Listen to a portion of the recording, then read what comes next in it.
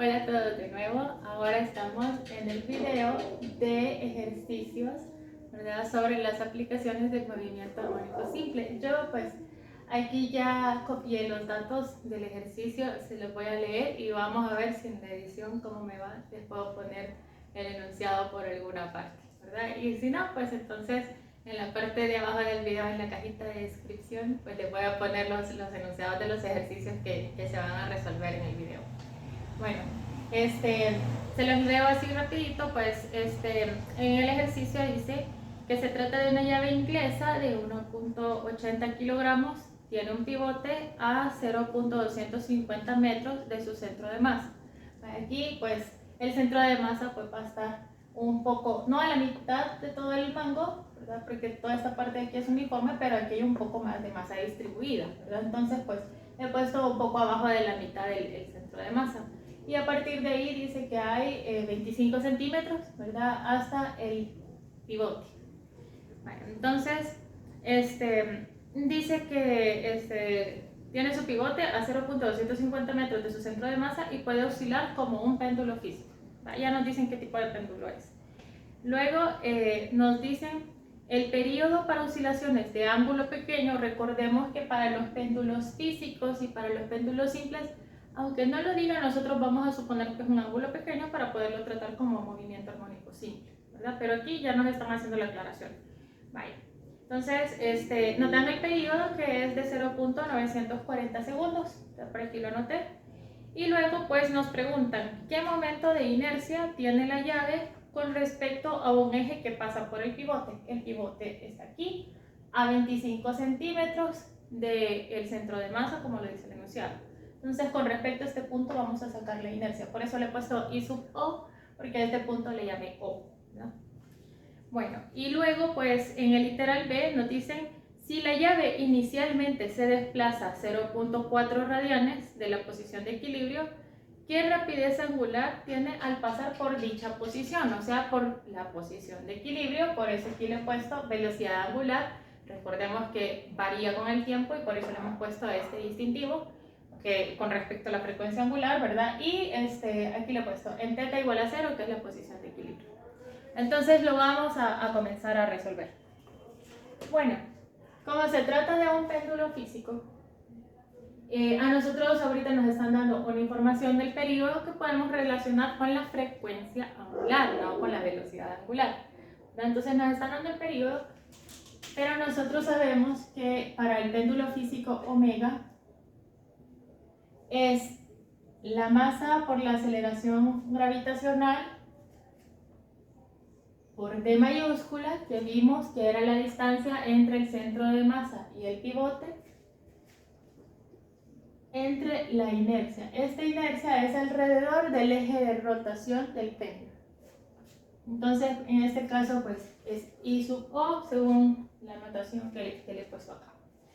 Y a esto le sacamos la raíz. Y ya sabemos nosotros, ¿verdad?, que esto está relacionado con el periodo y que el periodo es 2pi sobre omega. Entonces, lo que nos va a quedar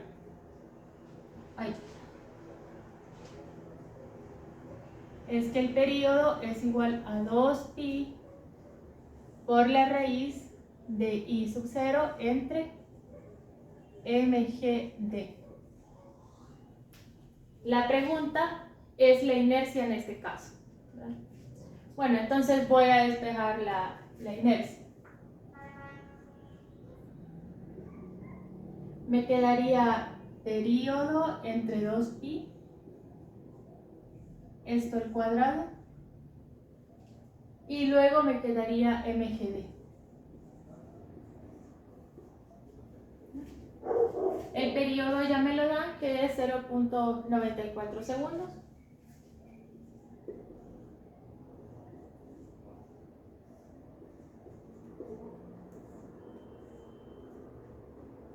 La masa está por aquí, 1.80 kilogramos. La aceleración gravitacional, 9.8 metros entre segundo cuadrado. A ver si me cabe lo otro. Y la distancia, ¿verdad? Esta distancia que está aquí son los 25 centímetros. Creo que solamente me va a caber 0.25, pero bueno. 2.25 metros. Ahí, vale.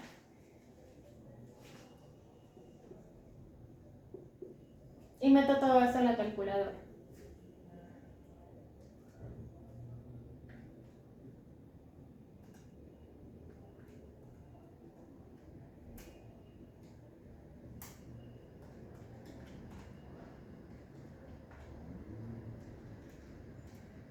Esto me da 0.098, luego un 7, entonces le voy a poner 99.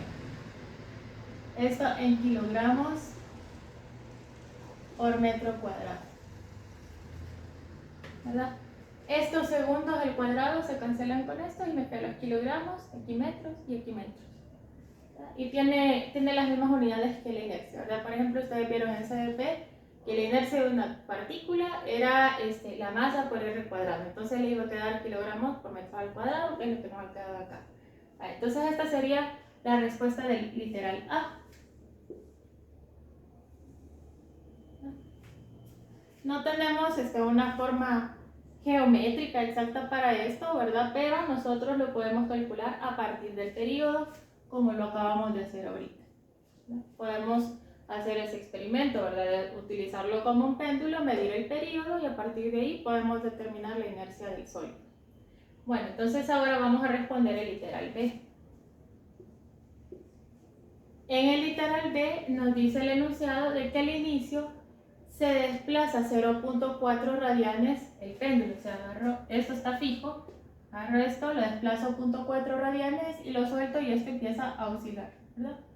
Entonces, si esto es así, ¿verdad? Se abre los 0.4, aquí está en reposo y de aquí se suelta, entonces esa sería su amplitud, ¿verdad? Ese sería su teta máximo.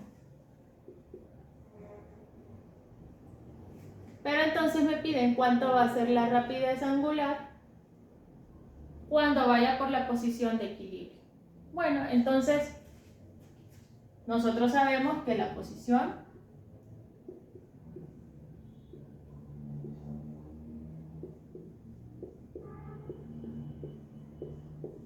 es esto y que entonces la velocidad angular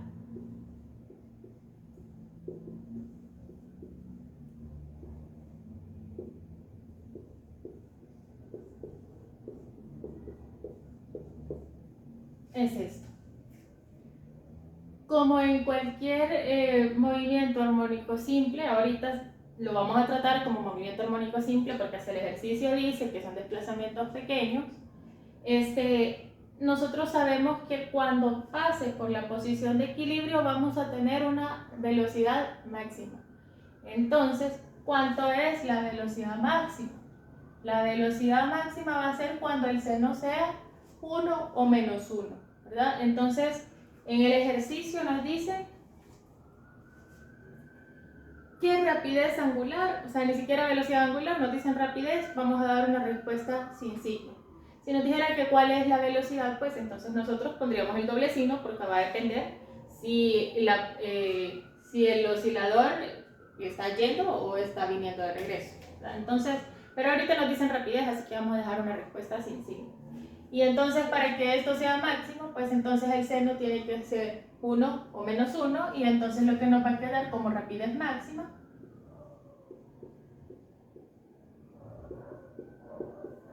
igual que en el sistema masa-resorte va a ser la amplitud por la frecuencia angular. Amplitud en este caso en radianes, que aquí ya nos hacen el favor de darnos esa cantidad en radianes.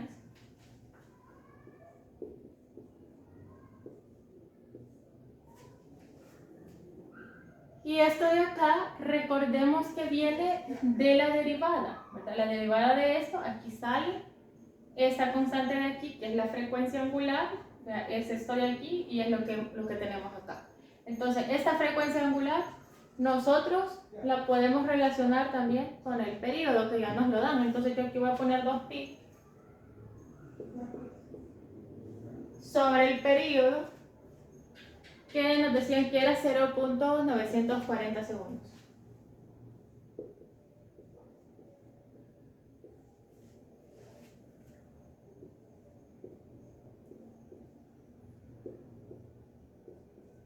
Y entonces me va a dar la respuesta en radianes sobre segundo. Bueno, con la calculadora. Esto me da 0.4 por 2pi entre 0.94, me da 2.67. 2.67 radianes sobre segundo. Entonces esta sería la otra respuesta del ejercicio. Entonces aquí pueden ver que hemos aplicado la ecuación de la frecuencia angular que nosotros calculamos en la parte teórica, pero que también lo estamos combinando con la lógica que teníamos ya de la semana 1 para el sistema masa-resorte, ¿verdad? Donde encontramos valores máximos haciendo las funciones trigonométricas igual a 1. Entonces ahorita nosotros vamos a hacer otro ejercicio más, ¿verdad? Como ejemplo para poder terminar con esta clase.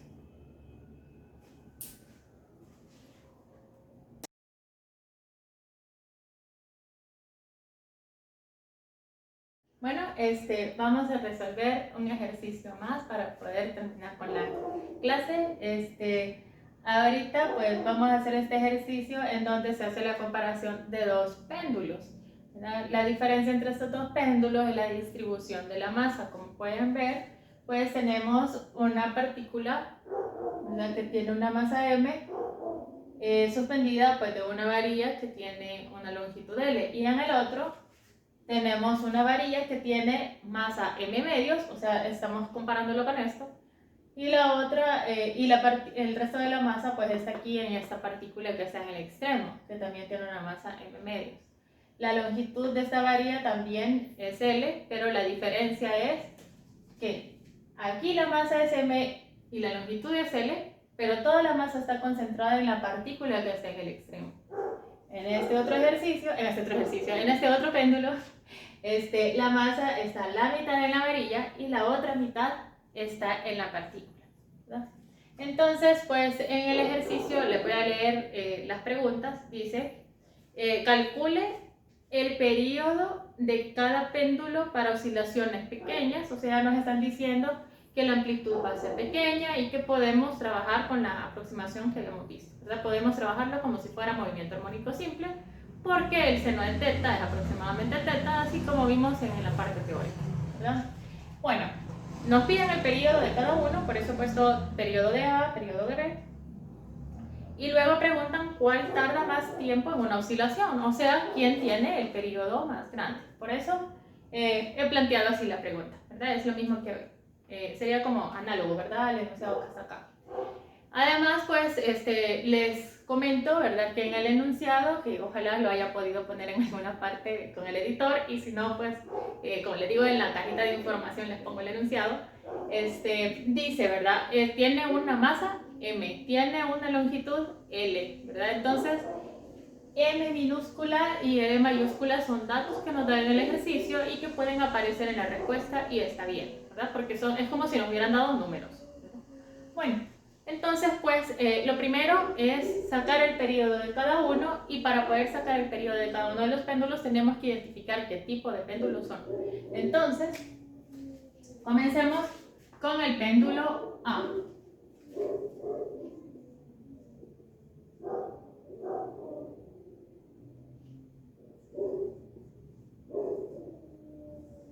En el péndulo A tenemos una varilla que tiene una masa despreciable según el enunciado. ¿Por qué? Porque toda la masa del péndulo está aquí en la partícula que está unida en el extremo de la varilla. Entonces la varilla pues no pesa nada. Entonces tenemos nosotros aquí un ejemplo de un péndulo simple. Entonces este es tipo simple.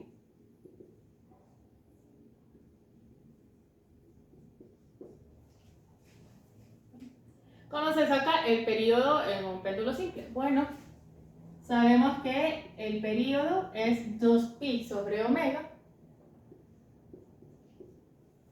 y que omega en un péndulo simple, según como lo vimos en la parte teórica, omega sería raíz de g sobre L, entonces el periodo va a ser 2pi por la raíz de L sobre g.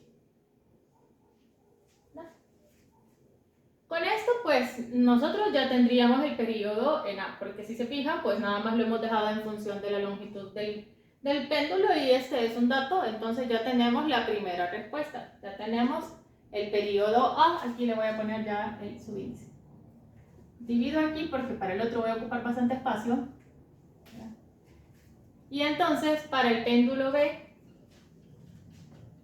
¿qué ecuación vamos a ocupar? Otra vez, depende de qué tipo de péndulo es.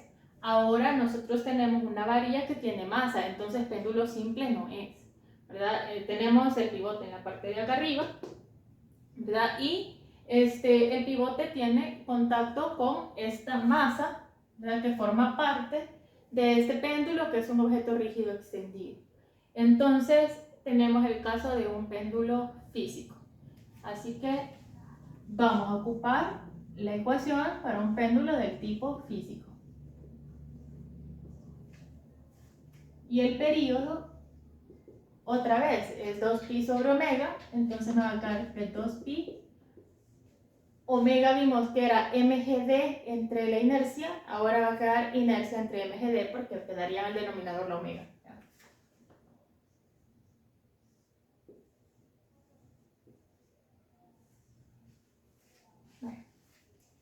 Entonces, ahorita el problema, ¿cuál es? Pues que no nos están diciendo cuánto es la inercia y que tampoco nos están diciendo cuánto es la D. Perdón, la puse minúscula, la voy a poner mayúscula para que sea con la misma notación que vimos en la parte teórica. Vale. Entonces, nosotros lo vamos a calcular. Empecemos encontrando el centro de masa.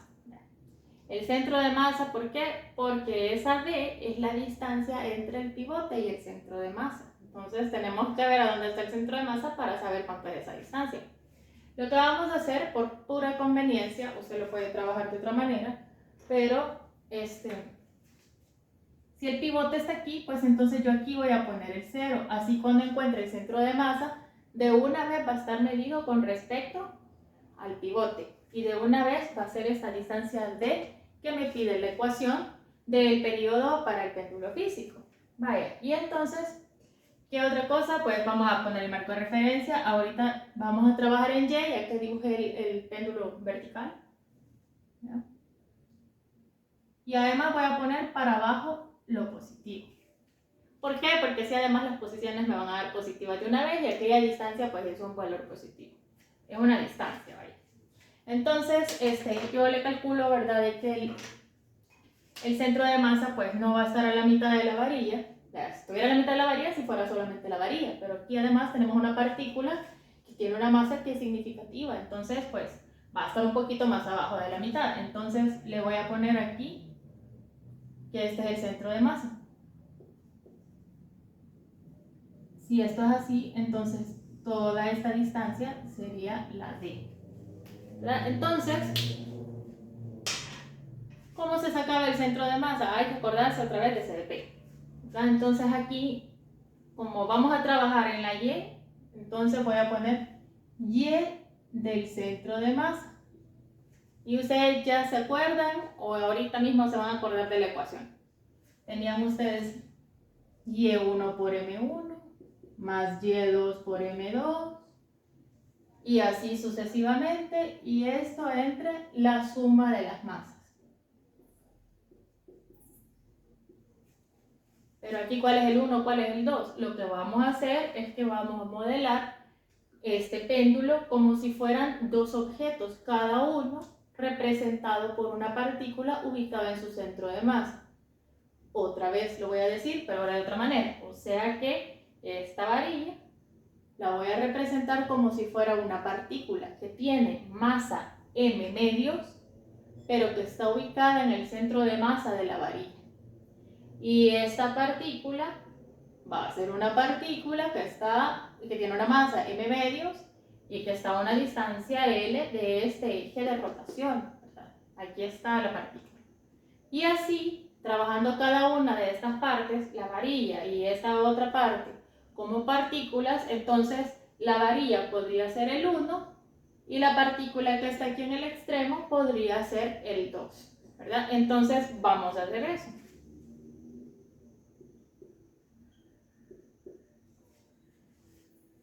Y1 sería la posición en Y de la partícula que representa a la varilla. Esta varilla, ¿a dónde tiene su centro de masa? A la mitad de la varilla, aquí.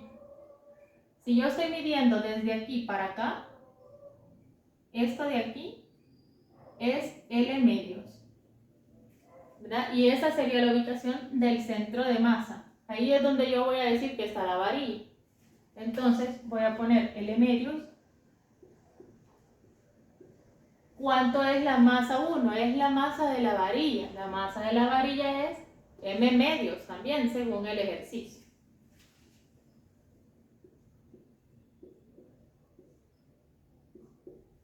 La Y2, ¿a dónde está la partícula 2? Esta es la partícula 2. Con respecto al marco de referencia, tiene que ser el mismo marco de referencia. Esto está a una distancia L, que es la longitud de la varilla. ¿Y cuál es la masa de esta partícula? De la partícula 2, sería también M medios.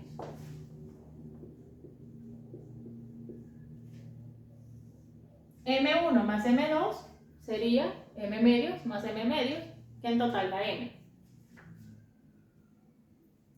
Y ahora, pues, si yo sacara un factor común M en la parte de arriba, en el numerador, lo podría simplificar con la M que está en el denominador. Entonces, pues, voy a simplificar, ¿verdad? Y entonces me va a quedar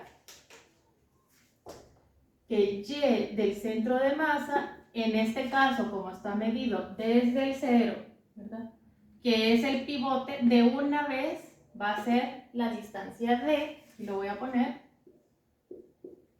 va a ser igual a L cuartos más L medios. Quiero ver, L medios son 2 cuartos más este otro cuarto, 3 cuartos, va a 3 cuartos de L. Vale, entonces con esto ya tenemos el valor de D. Ahora vamos a sacar el valor de la inercia. La inercia del péndulo lo vamos a encontrar sumando la inercia de la varilla con la inercia de la partícula. Entonces le voy a poner I sub V de varilla más I sub P de partícula. Vale. Entonces, la inercia de la varilla. Usted tiene, cuando estudió en CDP, pues usted tiene desde ahí una tablita que trae inercias para varillas, para cilindro, para esfera, ¿verdad?, para cascarón de esfera, y así tiene varios, ¿verdad? Entonces, ahí la mayoría de las inercias que están ahí son para cuando el eje de rotación está en el centro de masa. Entonces, si tuviéramos nada más la inercia para la varilla cuando el eje de rotación está en el centro de masa, todavía tendríamos que aplicar teorema de ejes paralelos, ¿verdad? Ahorita nosotros vamos a ocupar directamente la ecuación que es para cuando la varilla se encuentra pivotada por un extremo. Está en la misma tabla, esa sí aparece ahí. Hay una que dice 1/3 y otra que dice 1/12 de m por l cuadrado. La de 1/3 es la que vamos a poner ahorita, que es para cuando está pivotada por el extremo, y la que dice 1/12 es para cuando está pivotada por el centro, ¿verdad? O sea, ahí ya nosotros tenemos el trabajo hecho, ¿verdad?, el del teorema de ejes paralelos. Pero sí los invito a que ustedes revisen esa parte del teorema de ejes paralelos, porque en los péndulos físicos en ningún momento va a pasar el eje de rotación por el centro de masa del péndulo, ¿verdad? Porque si no, entonces el peso no va a ser momento de torsión y esto no va a rotar, ¿verdad? Entonces, puede ser que pase por el centro de masa, pero entonces sería péndulo de torsión, no sería un péndulo físico, ¿verdad? Entonces, en péndulos físicos es muy probable que nos toque trabajar con teorema de ejes paralelos. Así que ya les hice el comercial, pues, y ya los invité, pues, a que revisen esa parte del teorema de ejes paralelos, y que se acuerden qué es cada cosa y cómo se usa la ecuación.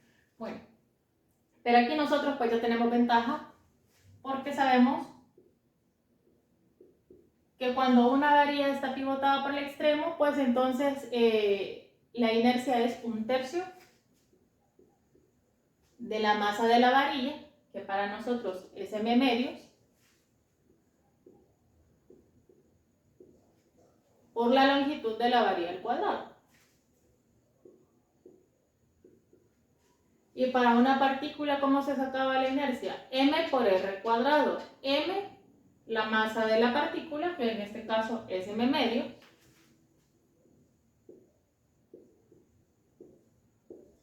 y r, que es la distancia entre el pivote, ¿verdad? O el eje de rotación, y la partícula. Esta partícula está a una distancia L, que es la longitud de la varilla. Entonces sería L cuadrado acá.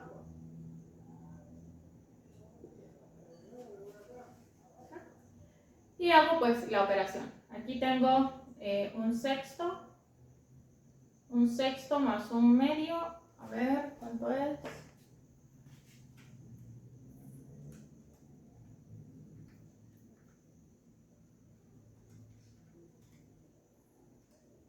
Son 2/3.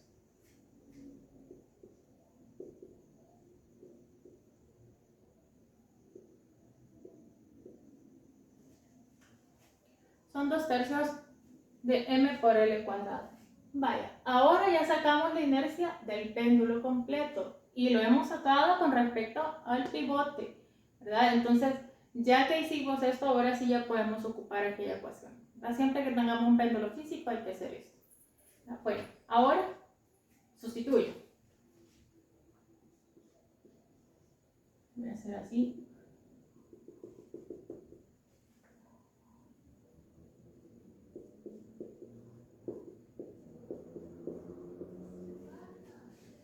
La inercia era 2/3 de m por L cuadrado.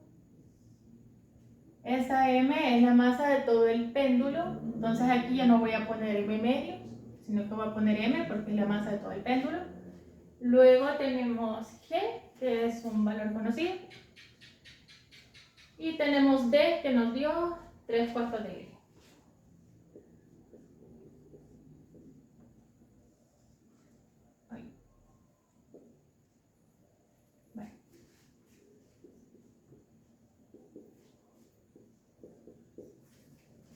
Aquí pueden ver ustedes que la masa se cancela y que se cancela también una de las L's.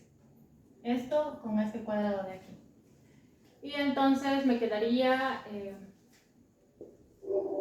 raíz de extremos por extremos, sería 2 por 4, 8, y luego medios por medios, 3 por 3, 9. Entonces sería 8/9 de L sobre G. Bueno, aquí ya eso es respuesta. Podríamos hacer, digamos, la operación de 2pi por la raíz de 8/9 y eso dejarlo multiplicado por la raíz de L entre G. También está bueno, ¿verdad? Igual aquí podríamos ver cuánto es 2pi y poner ese 6 puntos y algo que da por la raíz de L entre G. Ahorita lo voy a dejar así porque me hace falta dar esta respuesta, ¿verdad? Entonces voy a hacer una relación de los dos periodos. Entonces ya voy a dejar esto como respuesta.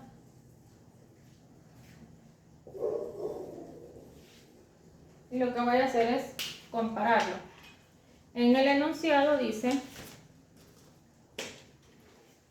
¿cuál tarda más tiempo en una oscilación? O sea, queremos saber cuál de los dos periodos es más grande. Entonces, yo voy a hacer TA entre TB.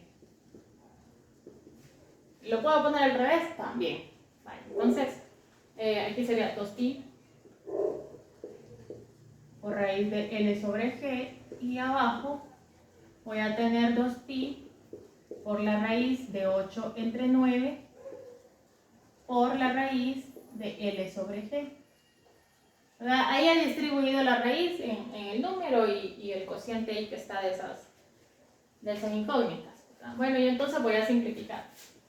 Se me simplifica el 2pi, se me simplifica la raíz de L entre G, y entonces me va a quedar que TA es igual a 9 octavos, bueno, la raíz de 9 octavos por TB, ¿verdad? Es la raíz de un número mayor que 1, entonces pues me va a dar un número mayor que 1. Vamos a ver, vamos a ver. Raíz de 9 entre 8. Ahí, a ver.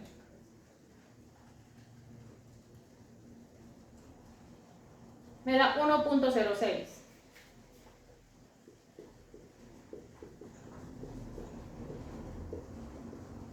O sea que el periodo de A es mayor que el periodo de B y por eso tarda más en completar un ciclo este péndulo que este otro péndulo. Entonces, aquí tendríamos la respuesta de la otra pregunta. Bueno, esto sería todo por la clase de las aplicaciones del movimiento armónico simple. Los invito pues a que resuelvan primero estos ejercicios y ya quedamos que también van a revisar cómo se calculan las inercias, ¿verdad? Cómo se ocupaba la tabla de inercias que ya tenían y cómo se aplica el teorema de ejes paralelos. ¿Qué significa ICM? ¿Qué significa esa masa? ¿La masa de quién es? ¿Y qué significa la D mayúscula que aparece ahí en el teorema de ejes paralelos? Porque se va a ocupar bastante en el péndulo físico, ¿verdad? Entonces, pues hasta aquí quedamos con el video, anímese a hacer el resto de la guía, ¿verdad? Ya con eso completamos el contenido de la semana y nos podemos acabar la guía de la semana 2. Nos vemos.